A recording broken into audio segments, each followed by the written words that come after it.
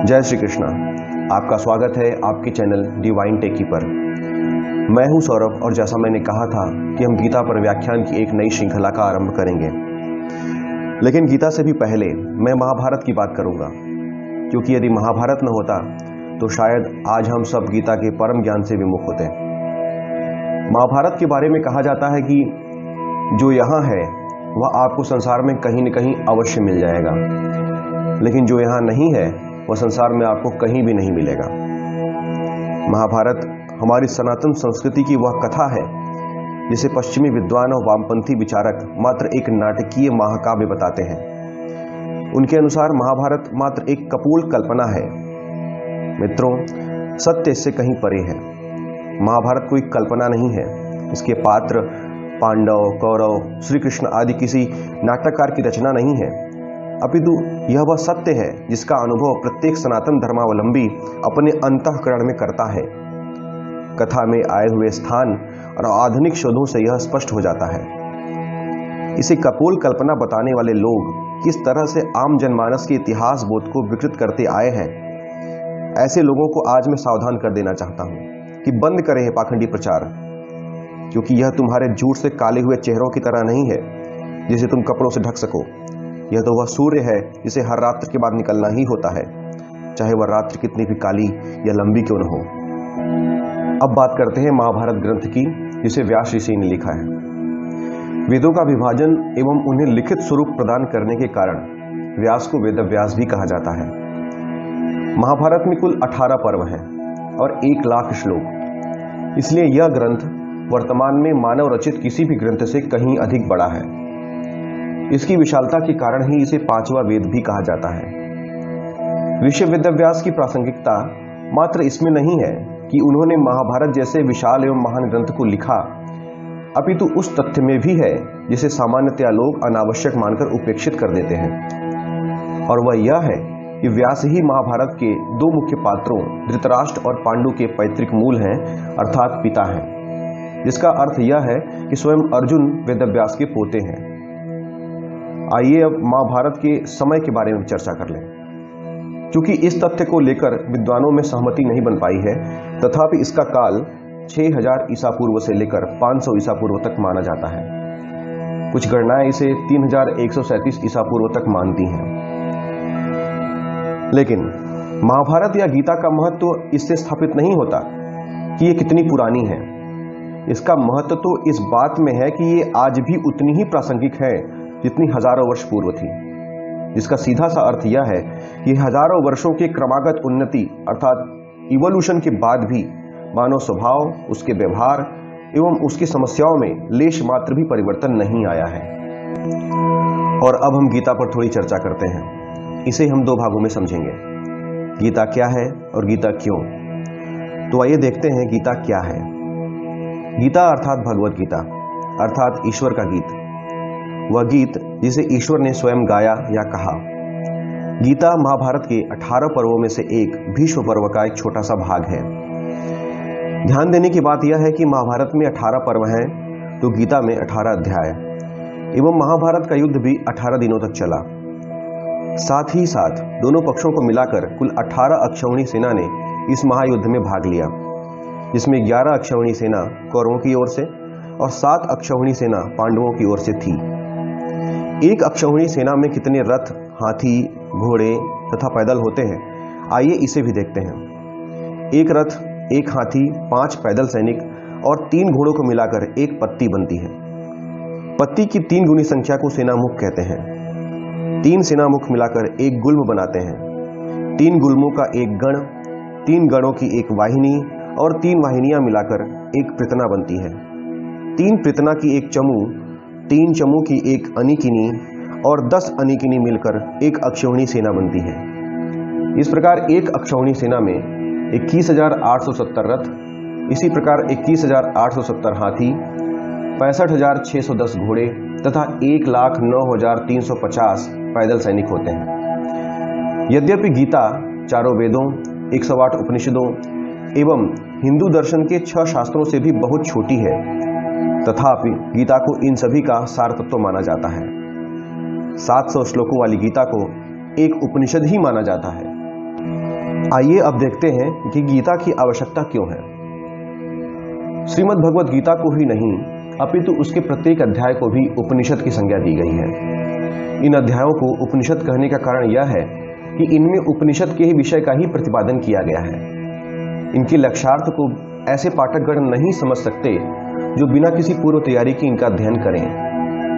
सरल प्रतीत होने वाले श्लोकों में छिपे हुए गूढ़ार्थ को समझने के लिए मनन की अत्यंत आवश्यकता होती है।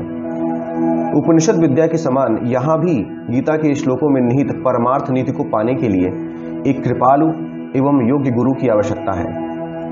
उपनिषद में 3 शब्द हैं, उप, नि और शद। कुल मिलाकर उपनिषद शब्द का अर्थ यह है वह विद्या जिसका अध्ययन गुरु के समीप पहुंचकर उनके चरणों के पास अत्यंत नम्र भाव से निश्चय पूर्वक बैठकर किया जाता है।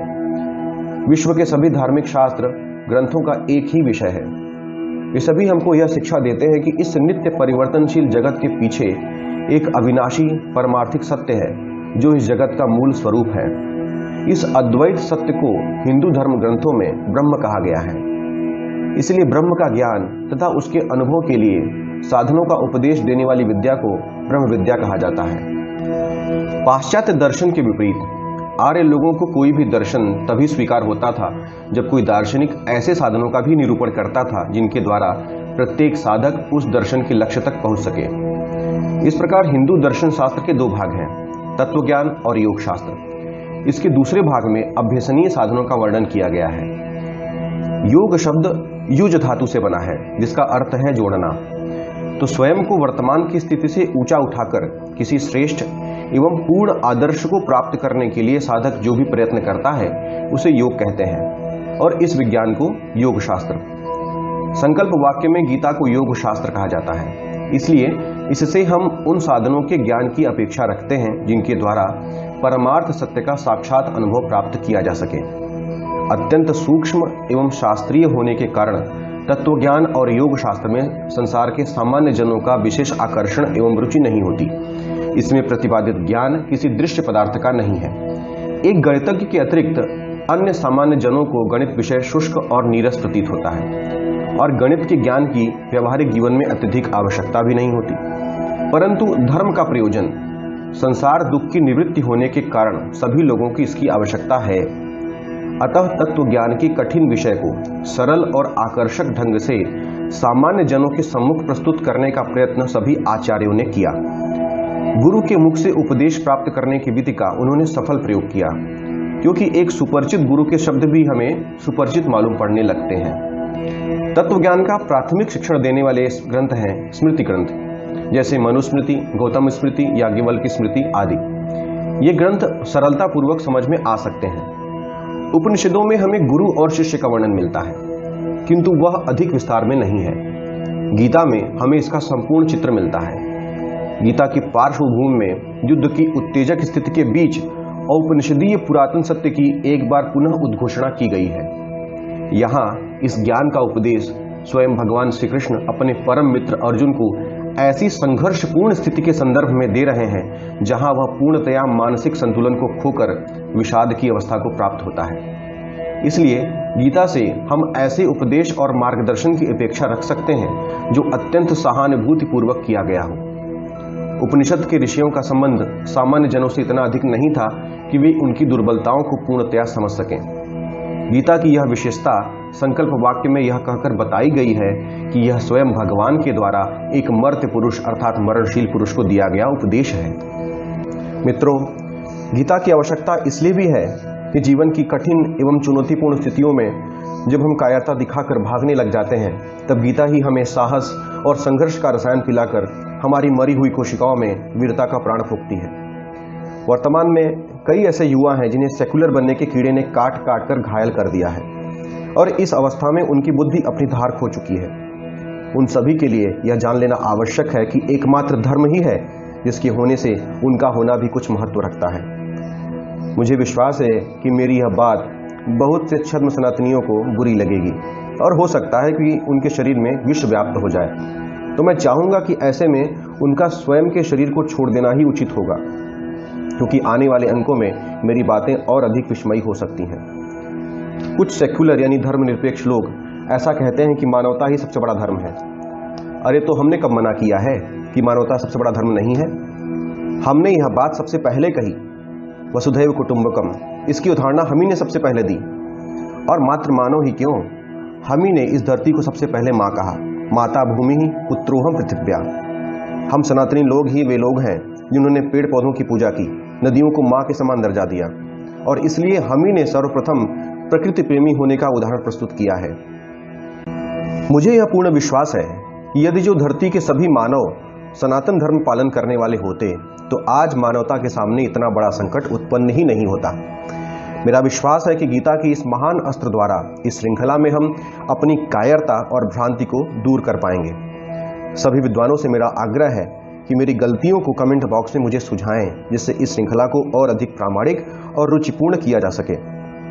और जिन मित्रों को यह श्रृंखला अच्छी लगेगी वे अवश्य ही अपनी राय कमेंट बॉक्स में दिया करें।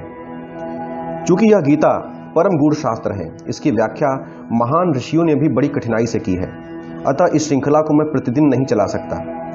इस संदर्भ में आप मुझे क्षमा करेंगे, ऐसा मेरा विश्वास है। किंतु जैसे जैसे तथ्य जुड़ते जाएंगे वैसे वैसे ही इस श्रृंखला को मैं आगे बढ़ाता रहूंगा। ईश्वर से मैं हम सभी के लिए सद्बुद्धि की कामना करता हूँ। असतो मा सद्गमय, तमसो मा ज्योतिर्गमय, मृत्योर्मा मृतम गमय। इसी संदेश के साथ, इसी प्रार्थना के साथ आपसे विदा चाहूंगा। अगले अंक में फिर मिलना होगा, तब तक के लिए जय श्री कृष्ण।